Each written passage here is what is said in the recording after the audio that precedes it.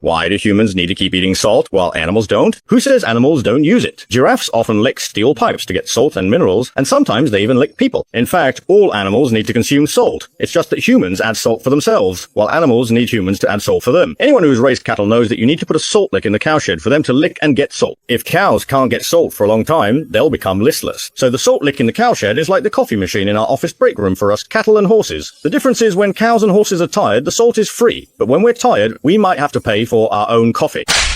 When I was young, I often heard the older generation say that when you're herding cattle, if you pee on the ground, the grass that gets soaked with urine becomes the cow's favorite snack because urine contains salt, and for cows, that's a real delicacy. Sheep raised in pens also need to be fed salt regularly. That's right, they eat it directly, and they really enjoy it. There's a historical anecdote called the sheep carriage and forgetfulness. Emperor Wu of Jin Sima Yen had over 10,000 concubines in his harem. He was troubled because he didn't know whom to visit each night, so he had people drive a sheep-drawn carriage past the concubines' doors, and wherever it stopped, he'd spend the night there. To win his favor, concubines sprinkled salt water at their doors to attract the sheep. Later, this was called the sheep carriage and forgetfulness, showing how much sheep love salt. Being emperor must have been enjoyable. In Italy, a wild mountain goat will climb nearly vertical dams, dozens of meters high, just to lick salt. This is a perfect example of 90 degrees is a wall, 89 degrees is a slope. Some salt-craving sheep will even wait for tourists to urinate, then seize the opportunity to go over and eagerly lick the urine off the ground. Not only does our urine contain salt, but since humans sweat, there's also salt on our skin. In the animal kingdom, humans are considered a delicacy because we're marinated with flavor. Moreover, as we've discussed before, humans have a relatively high body fat percentage compared to other mammals. So, to animals, humans are fatty, tender, and salty, a rare and delicious treat. So, if you see a goat sticking out its tongue and running towards you in the wild, what do you think it wants? A, to eat grass, B, to play, C, to bite, D, to lick salt. When we sweat in the summer, it's very easy to attract certain insects, many of which come specifically to lick our sweat. So when we saw in My Fair Princess as kids that the fragrant concubine attracted butterflies, it's very likely she just sweated a lot. Similarly, if you notice your cat or dog loves to lick you, it might not necessarily be a sign of affection, they could just be after the salt on your skin. Before a long journey in the desert, camel owners will also feed their camel salt directly. The amount of salt may seem like a lot, and in fact it really is. After eating the salt, the camels get so thirsty that they gulp down water, which allows them to store more water before setting out on a long trip. Some people might ask, why not just give the camels water directly? If you give camels water directly, it lowers the salt in their bodies. To keep electrolyte balance, their bodies expel more water, so the more water you give, the more dehydrated they get. It's the same reason why, after we exercise and sweat a lot, we need to replenish electrolytes along with water. As the saying goes, if you eat a bowl of noodles, you have to pay for a bowl. If you drink a portion of water, you need to take in a portion of salt. So why is salt so important? The salt we usually talk about is sodium chloride. For mammals, nerve signals, muscle movement, and cell osmotic balance all need sodium ions. If you lack sodium for long, you may feel weak and lose appetite. So what should you do if you haven't eaten salt for 2.5 days? Add sodium. Besides mammals, other types of organisms are the same. They may not necessarily need to take in sodium chloride, but they definitely need to absorb other types of electrolytes, such as potassium ions, calcium ions, magnesium ions, and so on. Life originated in the ocean. When all living things were still single-celled organisms, they maintained fluid balance by exchanging electrolytes with seawater. This mechanism is like the underlying code. Even though organisms have evolved to become more and more complex, and some have even moved onto land and left the marine environment, they still retain this mechanism. In other words, as long as it's a living thing on Earth, whether animal, plant, or microorganism, it must take in electrolytes without exception.